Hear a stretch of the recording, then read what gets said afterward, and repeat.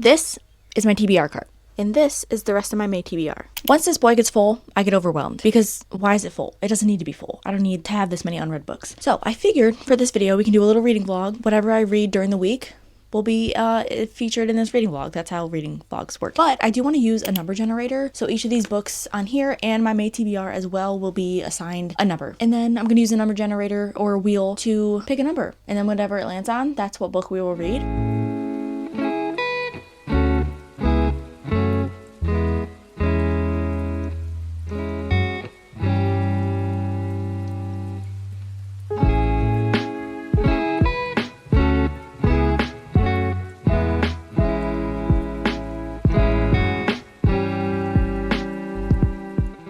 Okay, they are numbered. I have my number generator pulled up here. So 1 through 4 is my May TBR, and then I have 5 through 27 on my TBR cart, and then I forgot that I had the Mistborn trilogy, so I did 28 as the first book in that trilogy. I did leave out the second books, like if it's continuing a series but it's not the next one I need to read, I did leave those out because I can't read those books before I read the other books. We're gonna pick a number 1 through 28 and see what book we are reading first. All right, 1 through 28, generate.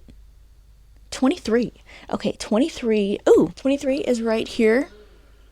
Can you see that? 23 is The Hand on the Wall by Maureen Johnson. This is the third book in the Truly Devious series. It's good because I will be continuing the series. It's just a fun young adult mystery where this girl goes to a boarding school and she's trying to solve two mysteries at the same time. There's a mystery in the past, and then she's also trying to solve a mystery that is happening at the school in this present moment. And it's been a very interesting series so far. I've really enjoyed it. So I'm excited to continue on with this. So this will be our first read of this video. Let's get into it.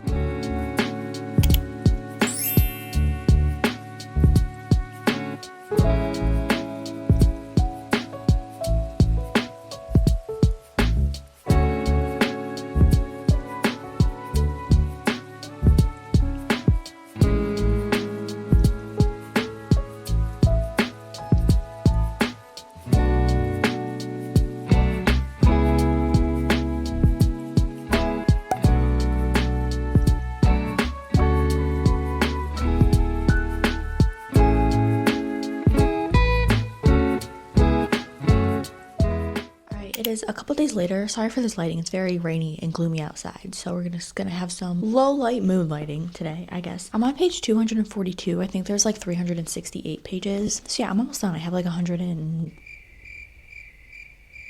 What pages did I say was on? I have like 120 some pages left. I'm definitely going to finish this today, but I wanted to give an update before I do. It's a very fast read. This whole trilogy is very fast paced and I really enjoy it. I'm surprised that it's a trilogy. It's a mystery trilogy. A lot of times with mysteries you don't get series, you know, it's just like a standalone mystery. There are 3 books, so this is the last one in like the first trilogy. The next book is a standalone. Our main character is solving a different mystery that is unrelated to this one, I believe. I just know that that book is considered a standalone, and then I think there's 3 more books. There's 1 more book out. No idea what that's about, and then there's gonna be 2 more books after that, I believe. I think there's gonna be like a 7-book series in total, but I am finishing out this trilogy right now. I do want to continue after because I like these a lot. They are interesting. It's nothing like outrageous or crazy that I'm obsessed with, but I do still enjoy my time reading them. But for it being a trilogy following a mystery, it's very surprising because it doesn't seem like there should be that much in there to have 3 or more books. There's enough in here to where you're getting new things to focus on as the story continues and as the series continues that it keeps your interest and you don't want to stop reading because there's a lot of things happening. I think like the flashback scenes to the mystery that happened in the 1930s, they don't really pique my interest, which is what kicked off the whole series, was that mystery. So it's kind of funny, but I'm more interested in the mystery that our main character Stevie is dealing with now in her school. There's not really much I can update on because it is a 3rd book in a series and it's a mystery, so I don't really want to say much. I am interested in the characters though. I think some of them are keeping secrets. It's hard to tell who could be bad. I don't know. I feel like there's 1 or 2 people in this sort of friend group that Stevie has that has bad intentions and we just don't know it yet. There's hints of one that I've been sketchy about this whole series, and I feel like they're probably going to end up being fine because it's usually how it goes. Like you have your suspicions about a certain character and you think they're going to be the bad person, but it doesn't end up that way because it's written for you to think they are bad. So I'm going to finish this today and then we will move on to our next book. But yeah, liking it so far. Nothing crazy. It's still a good read.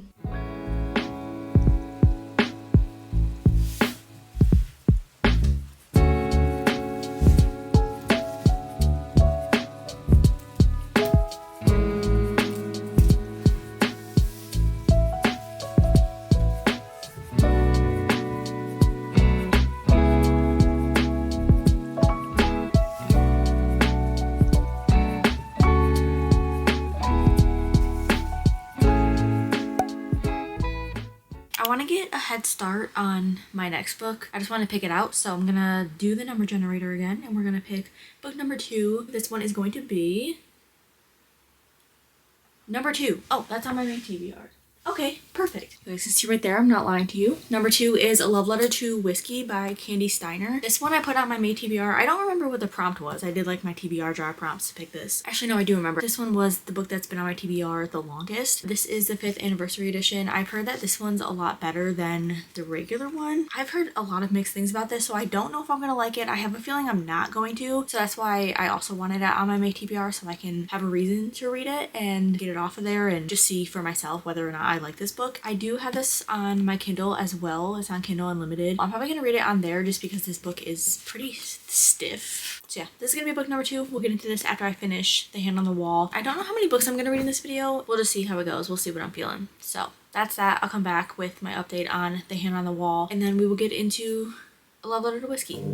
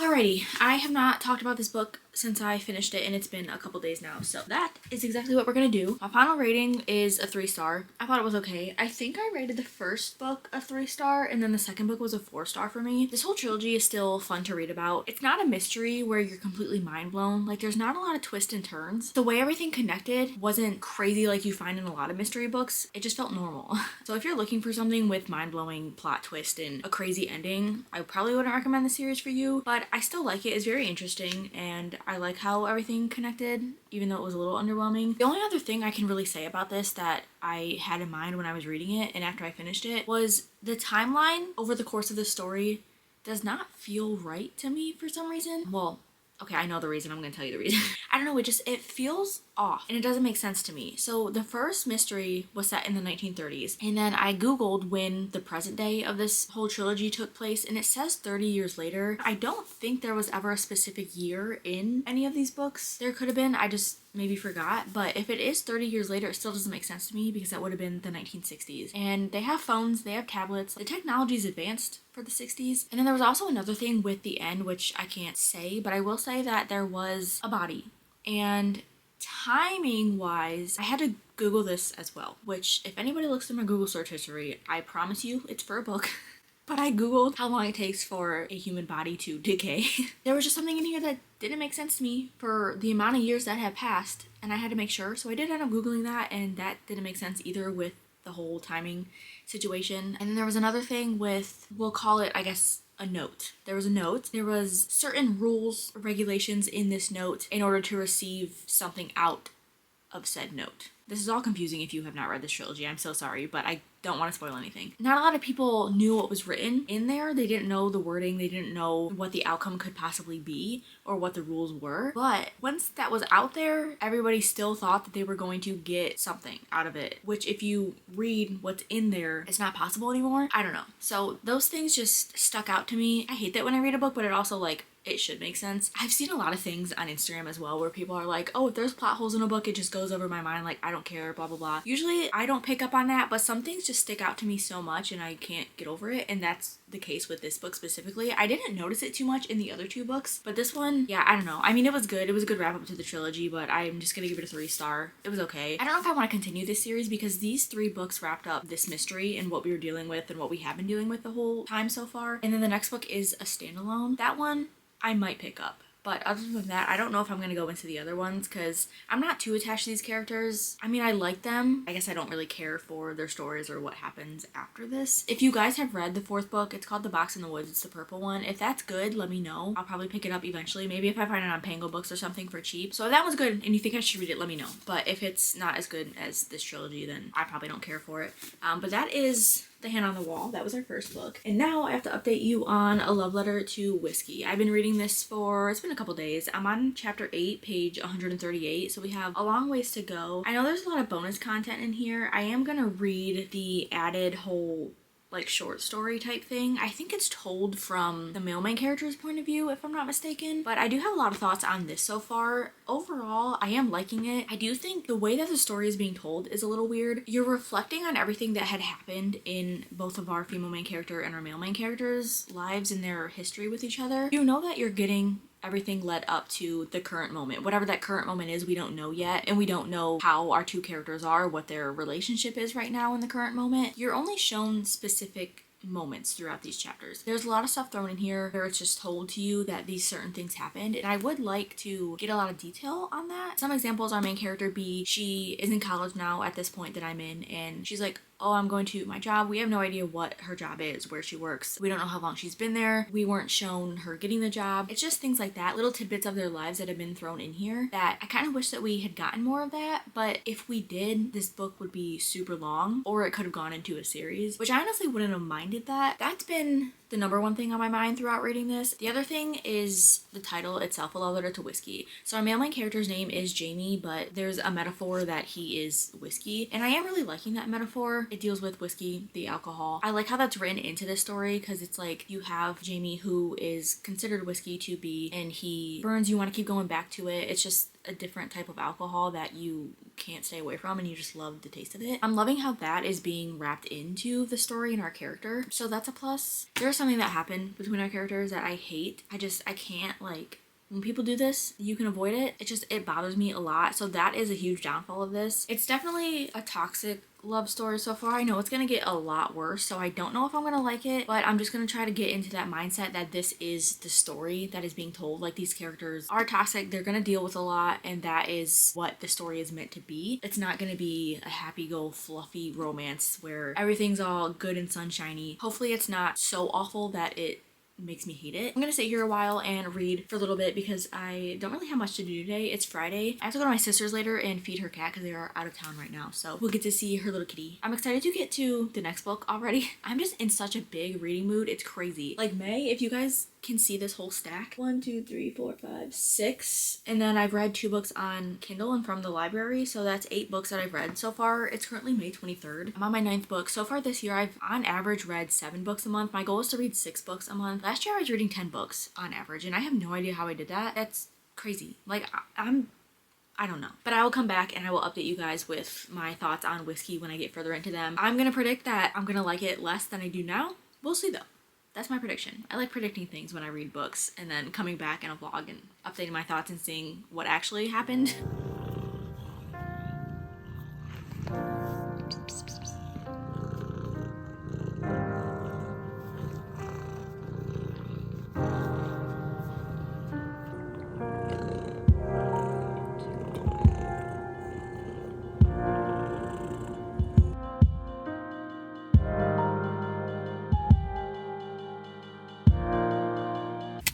Hiya, we're at the park today. I'm either at the park or at my house, and there's no in between, really. I did finish the first, well, I guess I finished A Love Letter to Whiskey. I still have Jamie's point of view, if that's even what it is, but I did finish like the actual original book portion of this, so I wanted to talk about that before I get into the rest and finish it, just so I can see if my thoughts change after. I have a list of notes because I do have a lot of thoughts on this book. I'm just gonna go like kind of point by point. I feel like some of this might be very vague spoilery stuff. Like, I'm going to be talking about the main thing that they did that I didn't like. I'm not going to go into any details, but if you don't want to know anything about this couple's relationship, then maybe skip this part. I'll probably have a timestamp. But yeah, very, very mild spoilers just with what they did. So first off, I have that they literally...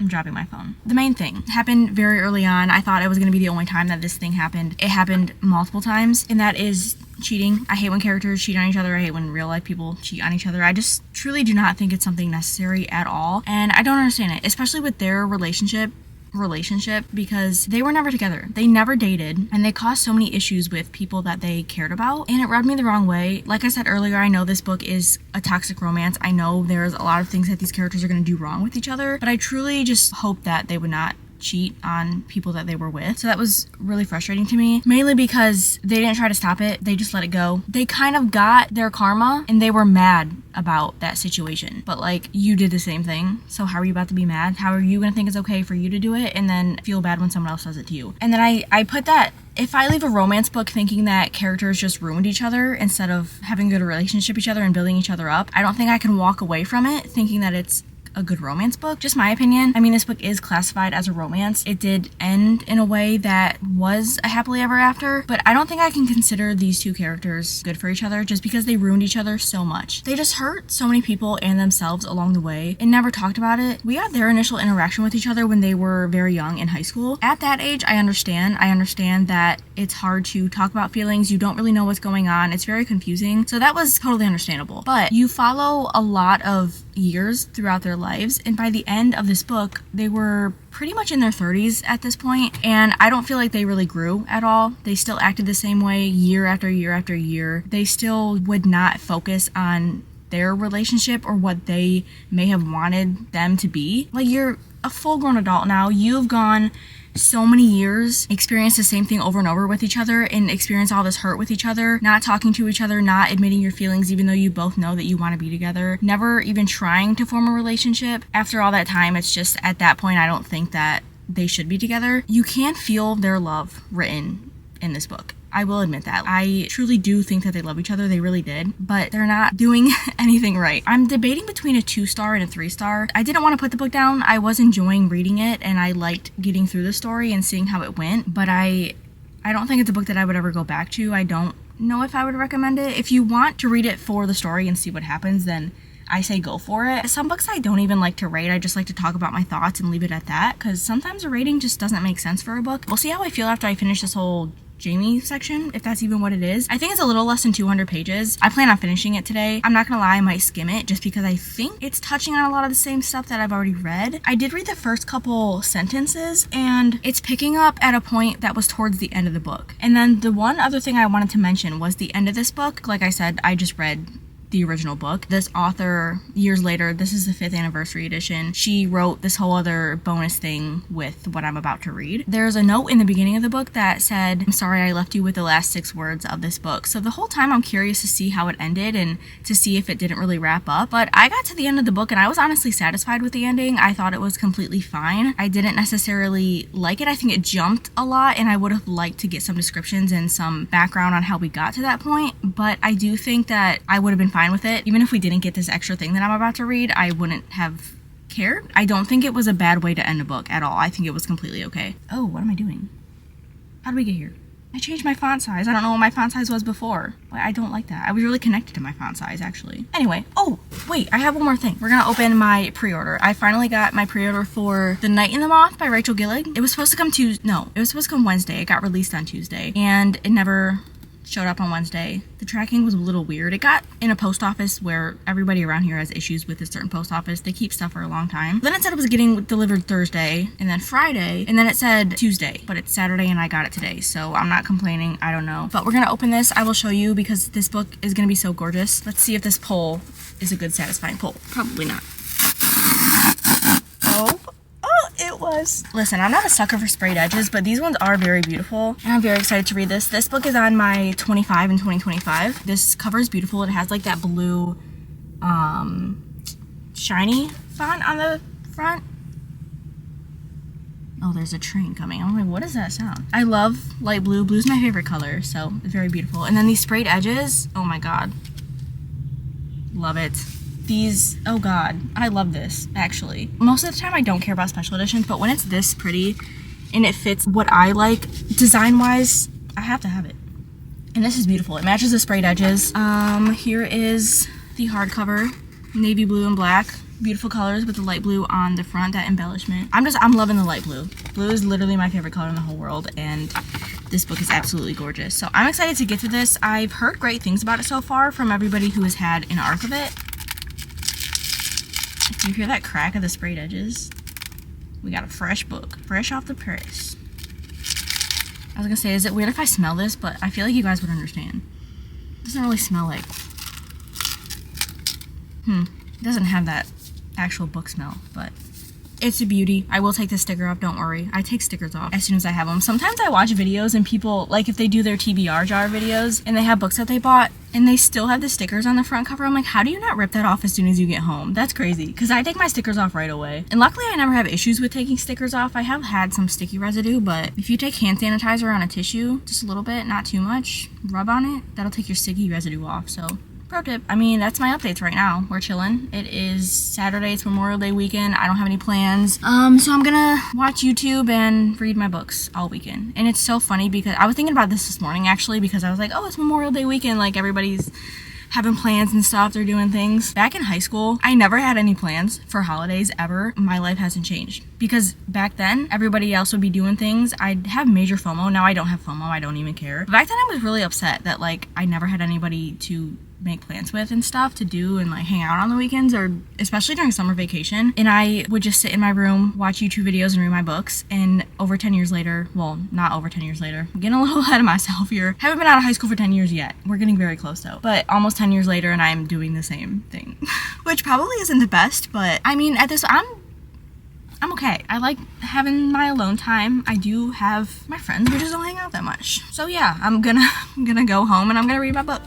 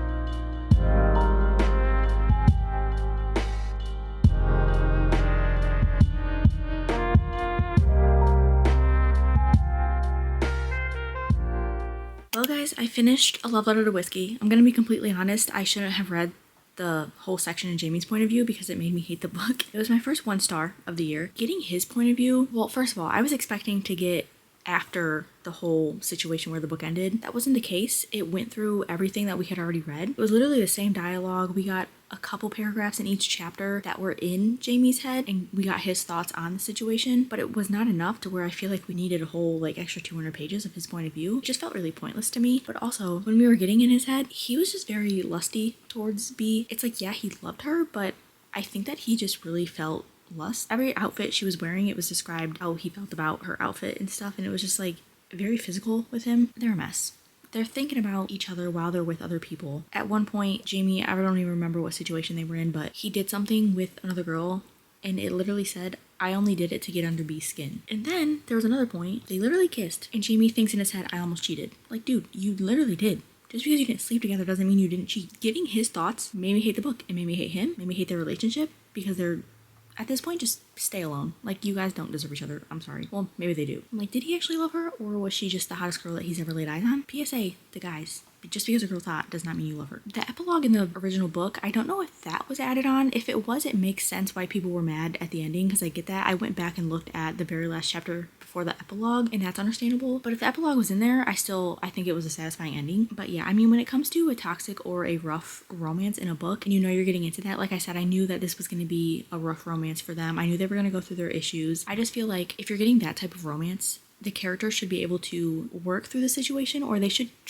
at least try to work through whatever issues they're going through. They didn't. They were just out of pocket and frustrating and annoying. And if they had realized what their issues were and tried to work on that, then I would have been okay, like I'm rooting for them. But they didn't do that at all, and I can't root for them. Yeah, after reading Jamie's point of view, it just made me really, really, really dislike the book. So as you guys saw, I immediately finished it, listed it on Pango, and I sold it a couple hours after I listed it, so that is off somewhere. I had a feeling I was gonna not like that book. My feelings were correct. Anyway, moving on. As you guys saw, we are going into Pride and Prejudice. I am very, very excited for this. I've wanted to read this for a while. It's on my 25 and 2025, and it was on my fall TBR. I think a monthly TBR as well. Haven't gotten around to it yet, so very, very excited to read this. I'm hoping I love this. So we'll see. I'll come back with my first update once I'm a little ways into this. I'll let you guys know how I'm feeling. I literally don't know how I'm gonna feel about this book, but I'll let you know.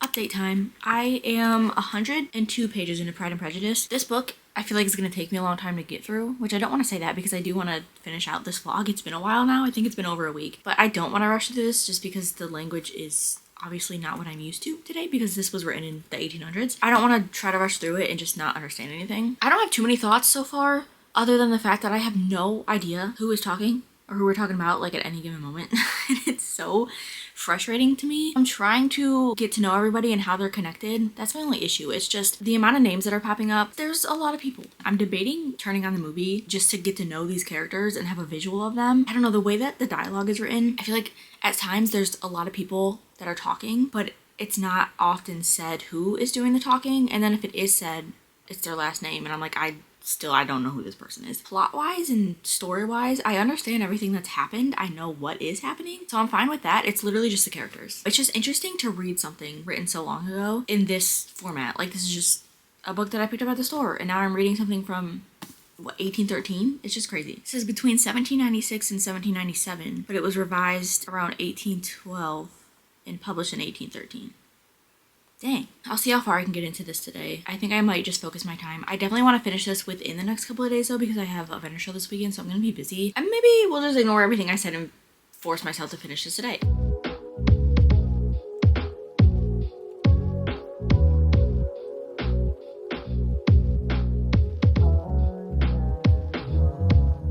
We have finished Pride and Prejudice, a book that I have wanted to read for a very long time, but I have bad news. I did not like this book. I'm actually devastated that I did not like this book because I truly, truly thought that it was going to be a favorite of mine. I was bored.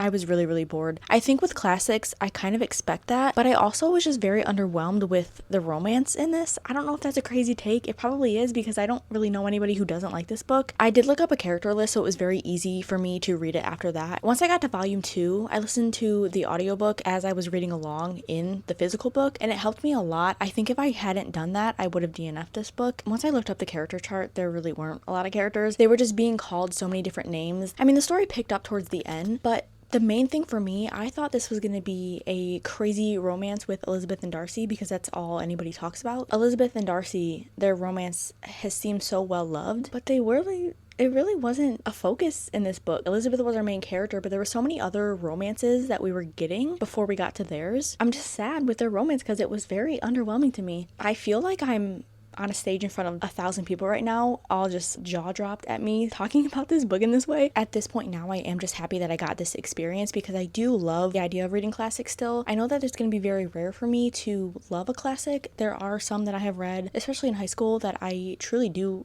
enjoy a lot. This just wasn't one of them. Classics for me are hard to get into because they don't have that plot line that is very action-packed. It's almost like a slice of life more than a true plot line because that's just not how books were back then. For this, I am just very happy that I got this experience with this book and that I was able to read something from this era and this time written by a woman. So I have love for that, I really do. But story-wise and character-wise, I just didn't really feel a connection at all. Coming down to it, I'm not even going to rate the book because I like it for what it is. I like this as a classic. I truly do think it is a good classic, especially for the time that it was written in, but I was bored and it wasn't anything that entertained me. I think I want to watch the movie just to see if I even like the movie, so maybe it really is a storyline. If I like the movie, then I just, something was up at the book with me reading the book. I don't know. That's the last book of this vlog. Unfortunately, that was a bust. The second one was also a really big bust. The first one was decent.